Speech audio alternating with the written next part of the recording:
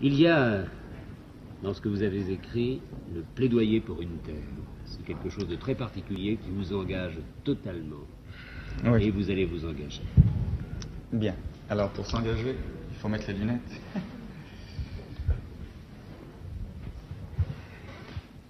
Il y a des choses qu'on ne peut pas dire en vers.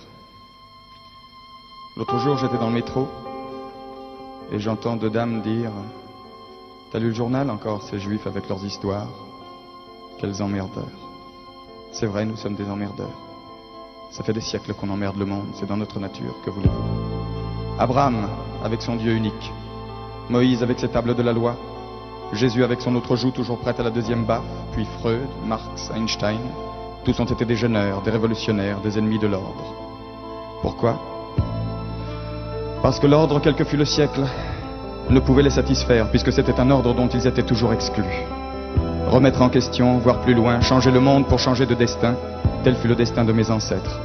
C'est pourquoi ils sont haïs par les défenseurs de tous les ordres établis. L'antisémite de droite reproche aux Juifs d'avoir fait la révolution bolchevique. C'est vrai. Il y en avait beaucoup, en 1917. L'antisémite de gauche reproche aux Juifs d'être les géants du capitalisme. C'est vrai. Il y a beaucoup de capitalistes juifs. La raison est simple. La culture, la religion, l'idée révolutionnaire d'un côté, les portefeuilles et les banques de l'autre, sont les seules valeurs transportables, les seules patries possibles pour ceux qui n'ont pas de patrie. Et maintenant, aujourd'hui qu'il en existe une, l'antisémitisme renaît de ses cendres, pardon, de nos cendres, et s'appelle antisionisme. Il s'applique aux individus, il s'applique à une nation.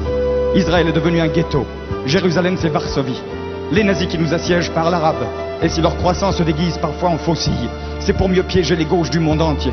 Moi qui suis un juif de gauche, je n'en ai rien à faire d'une certaine gauche qui veut libérer tous les hommes aux dépens de certains d'entre eux. Car je suis précisément de ceux-là, d'accord pour la lutte des classes, mais aussi pour le combat et le droit à la différence. Si elle veut me compter parmi les siens, la gauche ne peut pas faire l'économie de mon problème. Et mon problème est simple. Mon problème est que depuis les déportations romaines du 1er siècle après Jésus-Christ, nous avons été partout honnis, bannis, écrasés, spoliés, chassés, traqués et convertis de force. Pourquoi? Parce que notre religion, notre culture était dangereuse. C'était un exemple de démocratie. Vous voulez quelques exemples? Le judaïsme a été le premier à créer le Shabbat, c'est-à-dire le jour de repos hebdomadaire obligatoire. Vous imaginez la joie des pharaons toujours en retard d'une pyramide. Le judaïsme interdit l'esclavage. Vous imaginez la sympathie des Romains, les plus importants grossistes de main-d'œuvre gratuite de l'Antiquité. Il est dit dans la Bible, la terre n'appartient pas à l'homme mais à Dieu. De cette phrase découle une loi, celle de la remise en question automatique de la propriété foncière tous les 49 ans.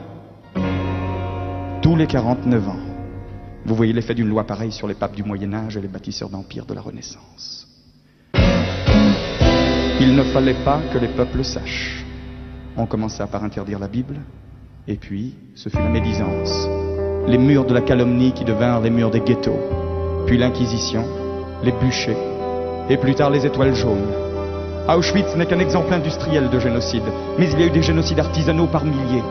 J'en aurais pour 3 jours, je vous le jure, rien qu'à nommer tous les pogroms d'Espagne, de Russie, de Pologne et d'Afrique du Nord. À force de fuir, de bouger, le juif est allé partout. On extrapole et voilà. Il n'est de nulle part. Nous sommes au rendez-vous, monsieur Chancel. Je suis effectivement de nulle part. Nous sommes parmi les peuples comme l'enfant à l'assistance publique. Je ne veux plus être adopté. Je ne veux plus que ma vie dépende de l'humeur de mes propriétaires. Je ne veux plus être un citoyen locataire. J'en ai assez de frapper aux portes de l'histoire et d'attendre qu'on me dise entrer. Je rentre et je gueule aujourd'hui. Je suis chez moi sur Terre et sur Terre j'ai ma terre. Elle m'a été promise, elle sera maintenue. Qu'est-ce que c'est que le sionisme? Ça se réduit à une simple phrase. L'an prochain à Jérusalem. Non, ça n'est pas un slogan du Club Méditerranée. C'est écrit dans la Bible, le livre le plus vendu et le plus mal lu du monde. Et cette prière est devenue un cri. Un cri qui a aujourd'hui plus de 2000 ans. Et le père de Christophe Colomb, celui de Kafka, celui de Proust, celui de Chagall, celui de Marx, d'Einstein et même de M. Kissinger l'ont répété ce cri au moins une fois par an le jour de Pâques. Alors le sionisme c'est du racisme? Mais faites-moi rire. Est-ce que 12 France, cher pays de mon enfance, est un hymne raciste? Le sionisme c'est le nom d'un combat de libération. Dans le monde chacun a ses juifs. Les Français ont les leurs, ce sont les Bretons, les Occitans, les travailleurs immigrés. Les Italiens ont les Siciliens, les Yankees ont leurs Noirs, les Espagnols ont leurs Basques. Nous, on a une prérogative. Nous sommes les Juifs de tous. À ceux qui me disent, et les Palestiniens? Je réponds, je suis un Palestinien d'il y a 2000 ans. Je suis l'opprimé le plus vieux du monde. opprimés et quelquefois et souvent même supprimés. Je discuterai donc avec eux, mais je ne leur céderai pas ma place. Il y a là-bas de la place pour 2 peuples et pour 2 pays, pour 2 nations. Les frontières seront à discuter ensemble, mais l'existence d'un pays ne peut en aucun cas exclure l'existence d'un autre. Et les options politiques d'un gouvernement n'ont jamais mis en cause l'existence d'une nation. Alors pourquoi Israël?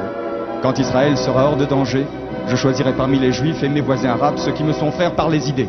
Aujourd'hui, je me dois d'être solidaire avec tous les miens, même ceux que je déteste, au nom d'un ennemi insurmontable, le racisme. Descartes avait tort.